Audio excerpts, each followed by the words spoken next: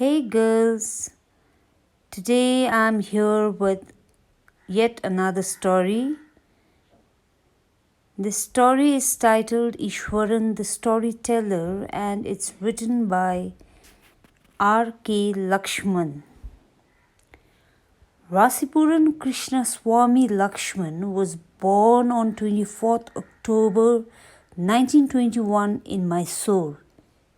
He began cartooning for the Free Press Journal, a newspaper in Bombay, in 1947, soon after he graduated from the University of Mysore. 6 months later, he joined the Times of India as staff cartoonist, where he enjoyed a prolific career over 50 years. Lakshman wrote and published numerous short stories, essays, and travel articles, some of which have been collected in the book The Distorted Mirror. R.K. Laxman won numerous awards for his cartoons, including Asia's Top Journalism Award, the Ramon Magsaysay Award in 1984. The University of Marathwada and the University of Delhi conferred honorary Doctor of Literature degrees on him. In 2005, the Government of India honored him with the Padma Vibhushan. R.K. Laxman passed away in Pune on 26 January 2015. He was 93. By looking at the title, we come to know that this is a story about a storyteller named Ishwaran. Let me now narrate the story for you. So now we are introduced to the protagonist or the hero of the story, and his name is Mahendra. Mahendra here is a junior supervisor in a firm which offers to hire supervisors at various types of construction sites like factories, bridges, dams, and so on. Mahendra's job was to keep an eye on the activities at the work site, because of which he had to keep moving from one place to another as and when he was ordered to do so by his head office. So thankfully, because he was a bachelor meaning somebody who's not married, his needs were simple and he was able to adjust in any kinds of odd situations, whether it was an ill-equipped circuit house or a makeshift canvas tent in the middle of a stone quarry that he had to stay in sometimes. Luckily for Mahendra, he was blessed with an asset in the form of his cook, Ishwaran. Ishwaran was quite attached to Mahendra and followed him uncomplainingly wherever he was posted.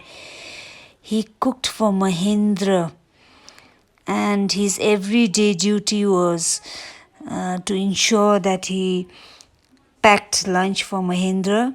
He cleaned the house after Mahendra left for work, washed his clothes, took bath himself, and then prayed. And after praying, he read a lot of Tamil books. Ishwaran also entertained his master by weaving out endless stories and anecdotes on various subjects. He was really good at storytelling. His own descriptions were greatly influenced by the Tamil authors that he read. So much so that while narrating even the smallest of incidents, he would try to work in suspense and a surprise ending into the account. For example, instead of saying that he had come across an uprooted tree on the highway, he would say with eyebrows suitably arched and hands held out in a dramatic gesture, "The road was deserted and I was all alone.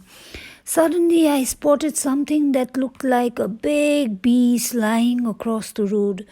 I was half inclined to turn and go back, but as I came closer, I saw it was a fallen tree with its dry branches spread out. So, this is how Ishwaran used to entertain Mahendra, and Mahendra too would lie down in his canvas chair and listen to him uncritically. So, one day Ishwaran talked about his village, which was famous for timber, since they had a richly wooded forest that surrounded their village.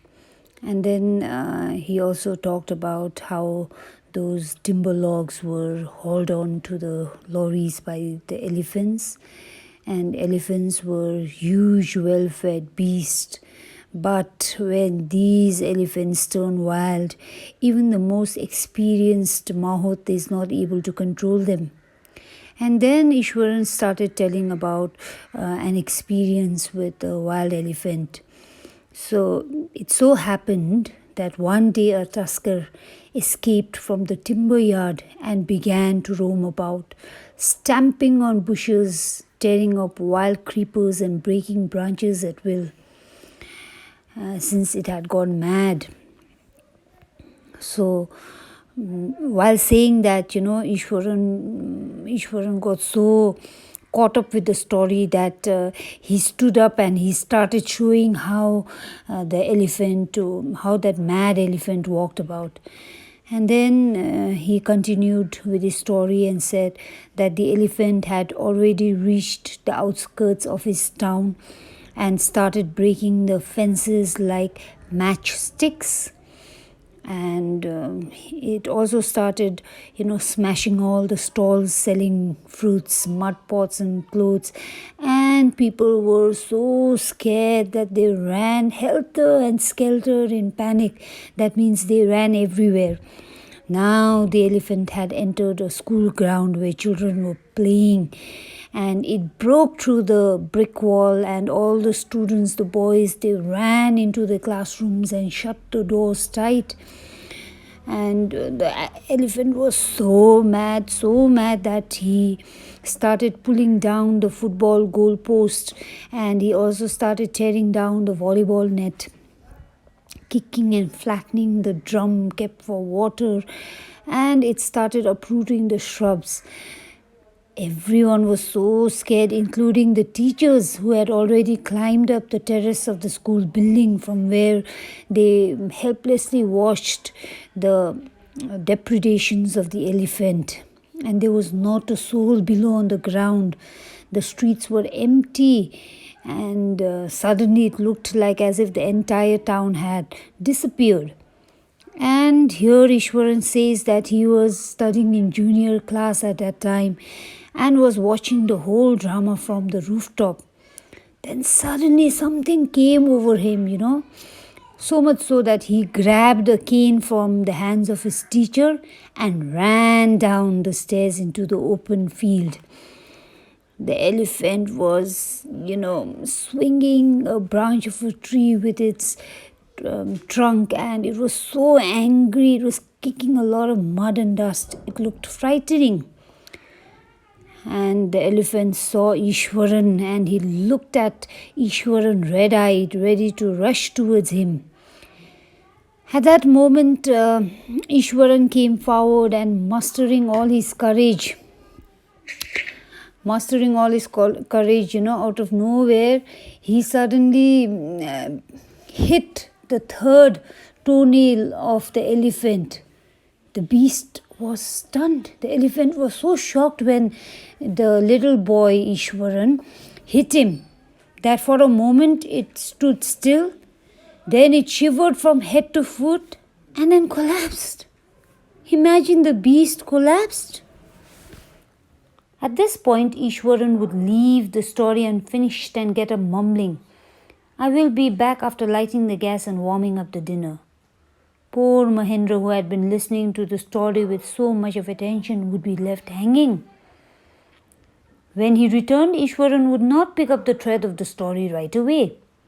Mahendra would have to remind him that the conclusion was pending. Well, a veterinary doctor was summoned to revive the animal. Ishwaran would shrug casually. 2 days later, it was led away by its mouth to the jungle. Well, then, how did you manage to do it, Ishwaran? How did you bring down the beast? Asked a stunned Mahendra. It has something to do with the Japanese art, I think, sir.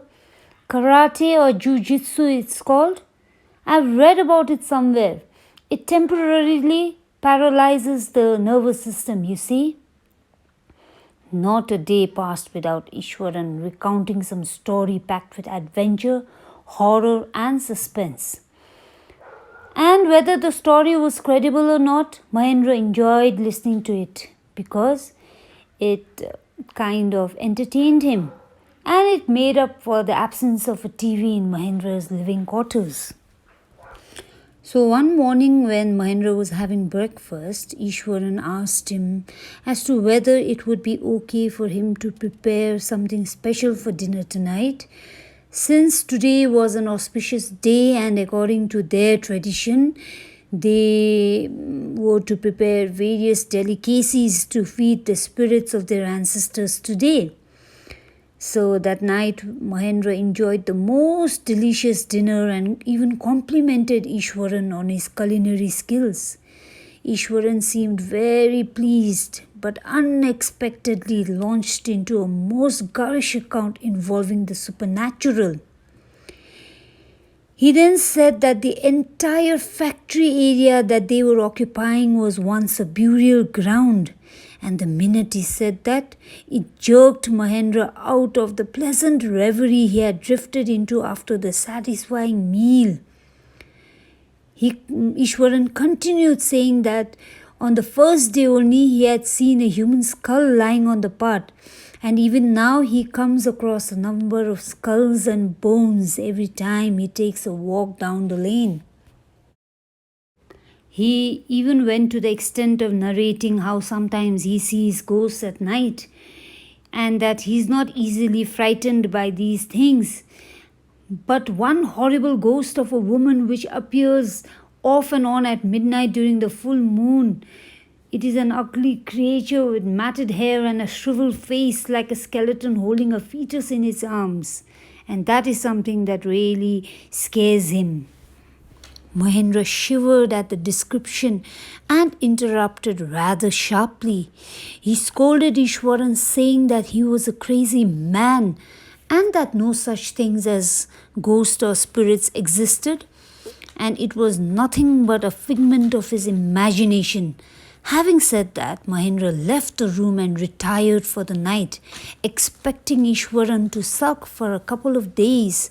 But the next morning, he was surprised to find the cook as cheerful and talkative as ever.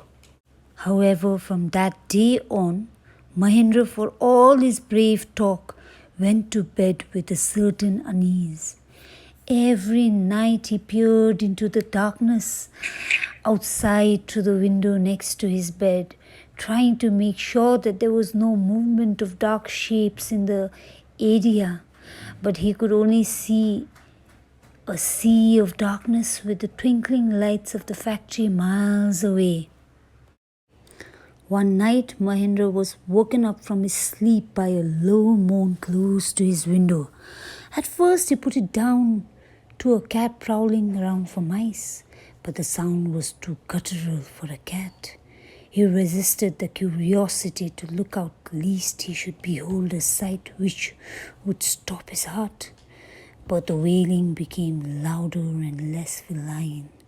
He could not resist the temptation anymore. Lowering himself to the level of the windowsill, he looked out at the white street of moonlight outside. There, not too far away, was a cloudy, dark form clutching a bundle. Mahendra broke into a cold sweat and fell back on the pillow, panting. As he gradually recovered from the ghastly experience, he began to reason with himself and finally concluded that it must have been some sort of autosuggestion, some trick that his subconscious has played on him.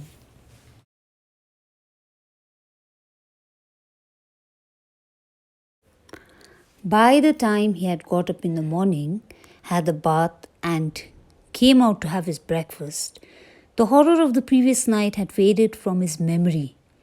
Ishwaran greeted him at the door with his lunch packet and his bag. Just as Mahendra was stepping out, Ishwaran grinned and said, "Sir, remember the other day when I was telling you about the female ghost with a fetus in its arms? You were so angry with me for imagining things. Well, you saw her yourself last night. I came running hearing the sound of moaning that was coming from your room." A chill went down Mahendra's spine. He did not wait for Ishwaran to complete his sentence. He hurried away to his office and handed in his resignation papers, resolving to leave the haunted place the very next day. So that was Ishwaran the storyteller, girls. I hope you enjoyed listening to it. Stay safe.